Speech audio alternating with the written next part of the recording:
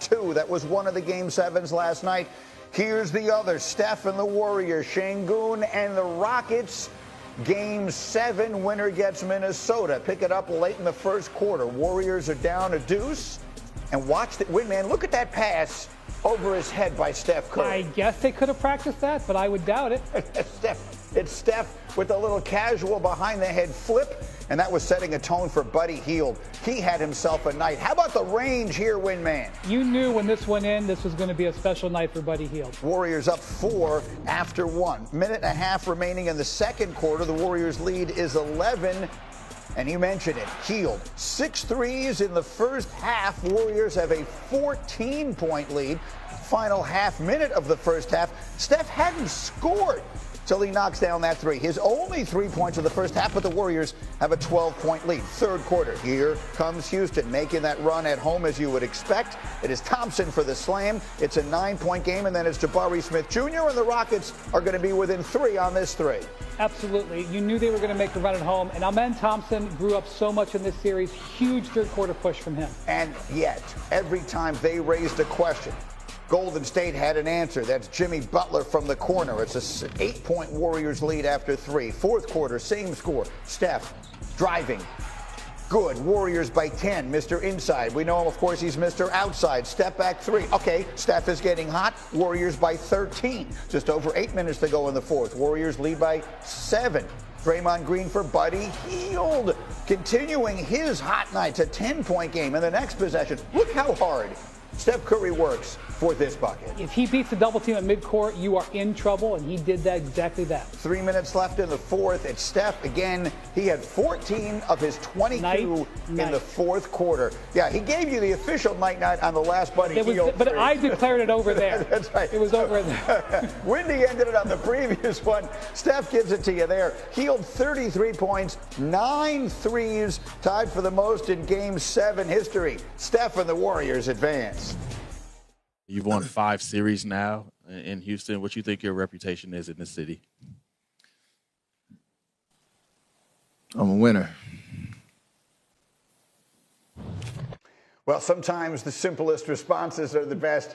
Shanae looks pained in the moment. I should mention Shanae, of course, is from Houston. The Rockets had an incredible season. It comes to an end last night, as so many great seasons have, up against Steph Curry and the Warriors. What's the first thing to say about this game, Shanae?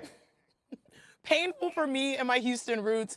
But this is the Golden State Warriors. I mean, strength in numbers is back. And I do think that the difference maker truly has been Jimmy Butler, because he raised the competitive floor, for the Golden State Warriors. He's holding so many different players accountable, also taking some of the load off of Steph Curry. And also we're watching him mentor Buddy Hield in real time over the course of a series. The Rockets have gotten to where they have gotten, second, in the West through their defense. And what you saw was a defense that was trying to disrupt. They ran zone. The Rockets did. Well, guess what? They had a zone buster in Buddy Hield. He knocked down 5 out of 6, shots from that zone defense. And so you're starting to see the strength and numbers come from different players than we historically have known for Golden State.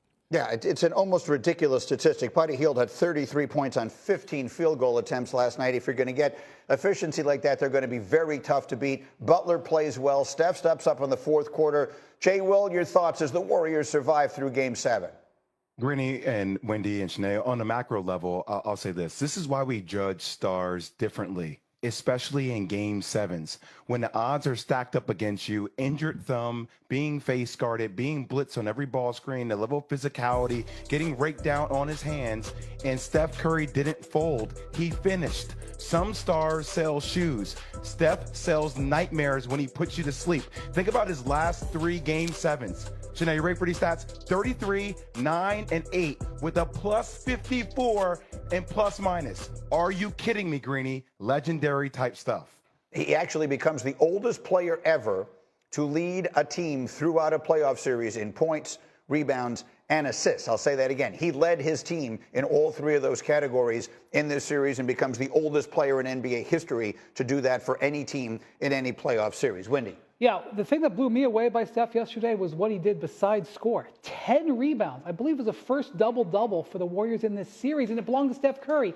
10 rebounds, 7 assists, 2 steals, 2 blocks, and just 2 turnovers.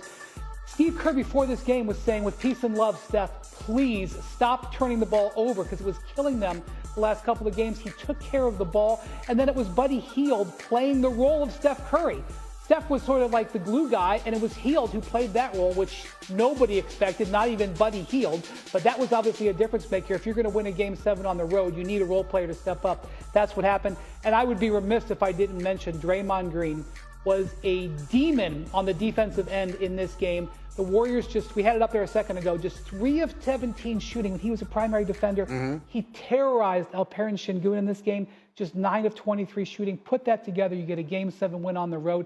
The Warriors survive and advance. The Warriors win a Game 7 on the road in which they got a combined total of 3 points off of their bench, which is, we sat here all of last week and talked about how the Lakers didn't have depth. The Lakers didn't have anything coming off their bench. The Warriors didn't get anything off their bench last night and still won. Yeah, and I do think this is going to be an issue in the next round against the Wolves because the Wolves had terrific depth in that series against the Lakers, and the Wolves have great size, and size is going to be an issue for the Warriors too. They'll worry about that tomorrow. Last night, they got what they needed. Yeah, they don't have a lot of time to worry about it because tomorrow is when that series starts. We'll dive into those, but Shanae, let's get a quick to sort of put a ribbon on the season of the Rockets. They are a team, they've got a terrific coach. They got a lot of really good young players. But there are a lot of people who will look at that team and say they're one big piece away. They're one like major star away. And I won't say the name. I'm curious to hear if you'll say the name. Who is the player they should be trying to get during this offseason to try and take the next step?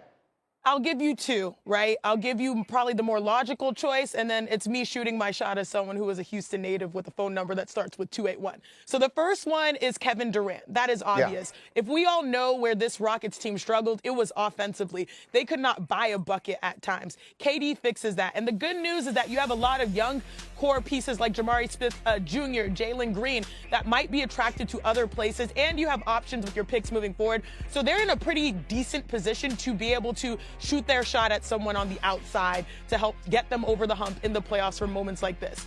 Now, the other one that I'm manifesting, and now I'll say, you guys, I believe he's loyal to the soil. But if there's a shot at Giannis, I feel like that would be a good fit as well. Obviously, it's Giannis. He's a walking 30-12 on 60% shooting. But based off of what we saw with Milwaukee, if there's any time at the age of 30 for him to leave, maybe he's thinking about it. And, this is more of my heart, not my head. If Giannis looks elsewhere, we know he's trained with the legend, Hakeem Olajuwon. There's respect for the foundation of basketball excellence that Houston had 30 years ago. Now, that's been a long time, but we're looking for a star to bring us back to a mountaintop. Again, this is me personally shooting my shot. I believe Giannis is extremely loyal, but I wouldn't be surprised if Houston is going to look outside and be like, maybe we can look at these 2 types of players. Well, Wendy, I was expecting her to say Kevin Durant. The Giannis of it all is interesting. Talk me through Houston's offseason. Okay, first, everything, we're going to be talking more about this as the week goes on. Next Monday is a massive day on the NBA calendar. That is the Cooper Flag Lottery. Even though the Rockets were the number 2 seed in the West this year, they have a 3% chance of winning the lottery and a 17% chance of getting to the top 4, courtesy of a pick they own of the Phoenix Suns. So before you think about that, let's see what happens in the lottery next week with the Rockets. Yes, the Rockets have assets. Yes, they need scoring. This is obvious. Kevin Durant is 36, 37 years old. That is on the record. Their general manager, Rafael Stone, has said if they make an acquisition, they're looking for players who match the age of their group. This group is young. They're in their mid-20s. They're under control for a long time. There's a connection between Kevin Durant and Ime Udoka. They were together in Brooklyn. They have a good relationship. Yes, the Rockets own a bunch of the Suns' assets, including that draft pick in this year's draft. But making the assumption that just means that they would go for Durant, I do not think is what the signals that this organization has sent out in recent months. And I just want to finish up the point you made a minute ago. We're looking at, this is going to be the summer of Giannis, right? There's going to be a lot of speculation about what he might do, and Shanae brings it up. If they all of a sudden have a lottery pick, if all of a sudden they have, let's say they don't get the first pick. If they get the first pick, they'll probably just take Cooper Flag and get on with their lives. But if let's say they get the 4th pick or something like that, that feels like something